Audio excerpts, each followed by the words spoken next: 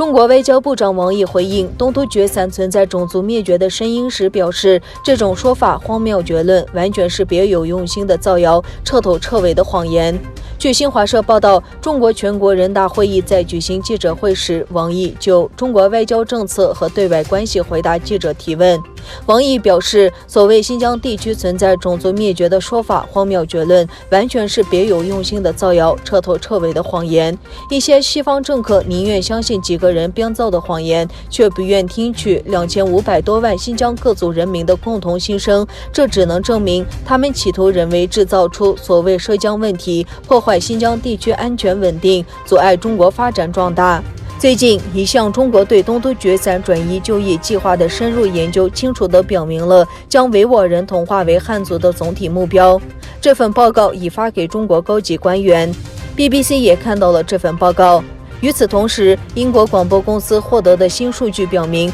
中国当局对拘留营中的妇女进行了有计划的强奸、性骚扰和酷刑。加拿大和荷兰议会已承认中国对维吾尔人的镇压是种族灭绝。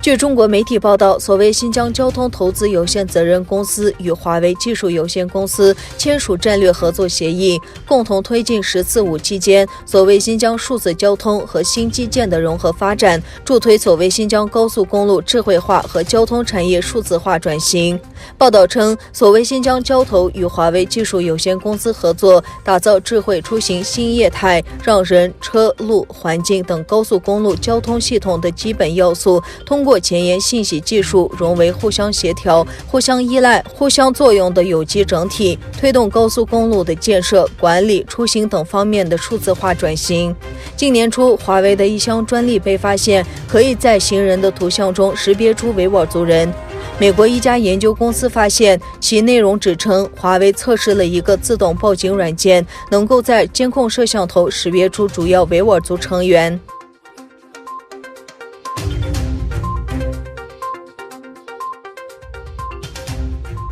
中国第13届全国人民代表大会第4次会议在北京召开。中国总理李克强作政府工作报告，表示中国的2021年增长目标确定为至少6%，国防预算计划增长6.8%，达到2090亿美元。李克强强调，坚持创新在中国现代化建设全局中的核心地位，把科技自立自强作为国家发展的战略支撑。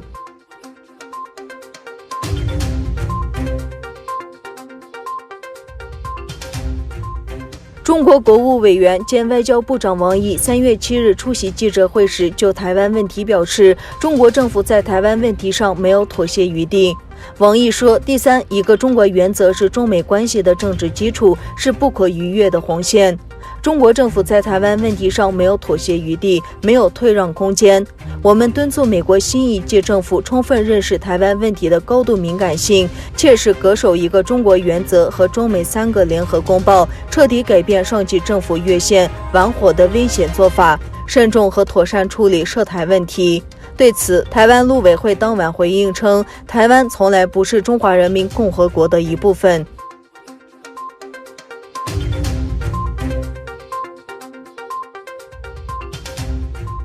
美国国务卿布林肯警告阿富汗，如果阿富汗总统阿什拉夫·加尼不能加紧考虑加速和平进程的建议，阿富汗可能不得不独自面对塔利班的袭击。布林肯在致阿富汗总统的一份信中说，总统先生，我还必须向您表明，随着我们的政策进程在华盛顿继续推进，美国没有排除任何选项。我们正在考虑在5月1日前全部撤军，同时考虑其他选项。布林肯担心这可能导致安全局势恶化，塔利班迅速占领领土。他补充说，我向你表明这一点，以便你理解我在这份信中概述的共同努力的语气的紧迫性。